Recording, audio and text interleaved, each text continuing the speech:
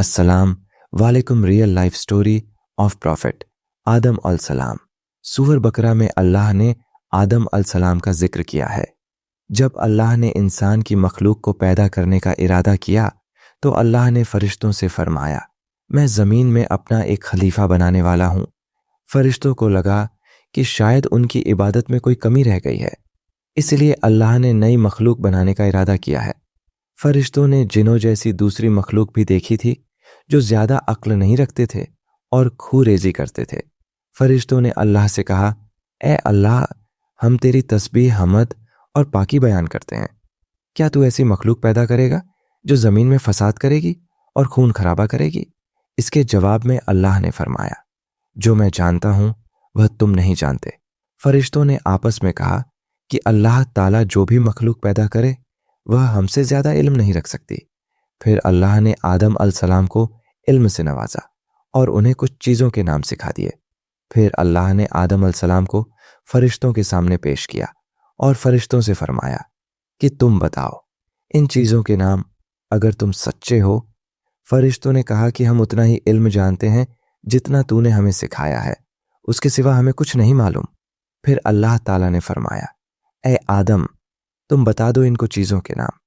फिर जब आदम ने उन चीजों के नाम बता दिए तो अल्लाह ने फरिश्तों से फरमाया कि मैं ना कहता था कि मैं आसमानों और जमीन की पोशीदा चीजों को जानता हूं। फिर अल्लाह ने फरिश्तों से फरमाया कि तुम आदम को सजदा करो, तो वह सब सजदे में गिर पड़े, मगर शैतान ने सजदा नहीं किया। अल्लाह ने फरमाया कि ए इब्लीस, तुझे क्या हुआ कि तू सजदा करने वालों के साथ शरीक ना हुआ? शैतान ने तकब्बल में कहा कि मैं ऐसा नहीं हूं कि इंसान को सजदा करूं जिसे तूने खनखन हुए सड़े हुए गारे की मिट्टी से बनाया है। मैं उससे बेहतर हूं। तूने मुझे आग से पैदा किया और उसे मिट्टी से पैदा किया है। अल्लाह ने शैतान से फरमाया, यहां से निकल जा, तू मरदूद है और तुझ पर कयामत के दिन तक लानत बरसेगी। शैतान ने कहा, मुझे कयामत तक मोहलत दे। अल्लाह ने फरमाया कि तुझको मोहलत है। शैतान ने अल्लाह से कहा कि तूने मुझे गुमराह किया है।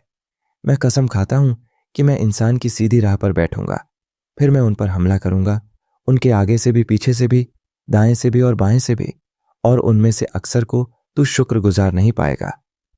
अल्लाह ने फरमाया, तू यहां से निकल जा जलील खार। जो उनमें से तेरा कहना मानेगा तो मैं जरूर तुम सबसे जहन्नुम को भर दूंगा। बेशक मेरे खास बंदों पर तेरा जरा का नहीं चलेगा।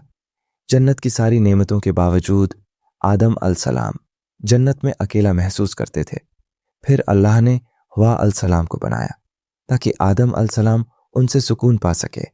अल्लाह ने फरमाया, ए आदम, तुम और तुम्हारी बीवी जन्नत में रहो, फिर जिस जगह से चाहो तुम दोनों खाओ, लेकिन उस दरख्त के पास मत जाना, वरना तुम जालिमों में से हो जाओगे। फिर शैतान ने उन दोनों के दिल में वसवसे डाला और कहने लगा, तुम्हारे रब ने तुम दोनों को इस दरख्त से इसलिए मना किया था कि तुम कहीं फरिश्ते ना बन जाओ या कहीं हमेशा जिंदा रहने वालों में ना हो जाओ। और शैतान ने कस्में तक खा ली कि वह उनका खैर खुआ है। बस मरदूर ने धोखा देकर उनको दरख्त की तरफ खींच ही लिया। जब हजरत आदम और हव्वा अलसलाम ने दरख्त के फल को खा लिया तो उनके सतर की चीजें खुल गईं और वह दरख्तों के पत्तों को तोड़ तोड़ कर अपने ऊपर चिपकाने लगे और सतर छुपाने लगे। फिर अल्लाह ने उनको पुकारा और फरमाया, क्या मैं तुम दोनों को इस दरख्त से मना ना कर चुका था और यह ना कह चुका था कि शैतान तुम्हारा खुला दुश्मन है? हजरत आदम और हवा अलसलाम ने कहा कि ए हमारे रब, हमने अपने ऊपर जुल्म किया, और अगर आप हमें ना बख्श और हम पर रहम ना फरमाएंगे तो फिर हम तो जरूर तबाह हो जाएंगे। अल्लाह ने फरमाया कि तुम सब जन्नत से नीचे उतर जाओ, अब से तुम एक दूसरे के दुश्मन हो और तुम्हारे लिए जमीन पर रहने की जगह है और एक मुद्दत तक नफा हासिल करना। अब तुमको वहीं जिंदगी गुजारनी है और वहीं मरना है और वहीं फिर से पैदा होना है। दुनिया में आने के बाद आदम अलसलाम ने अल्लाह से 40 साल तक माफ़ी मांगी। फिर अल्लाह ने आदम अलसलाम पर रहम खाके उन्हें माफ़ कर दिया और फरमाया कि तुम और तुम्हारी औलाद दुनिया में रहो, और यह बात याद रखो कि जब मेरी तरफ से कोई नबी हिदायत लेकर तुम्हारे पास आए तो तुम उसका कहना मानना, और जो लोग मेरे नबियों की बात को नहीं मानेंगे और हमारी आयतों को झुठला जाएंगे वह दोजख में जाएंगे और हमेशा उसी में रहेंगे।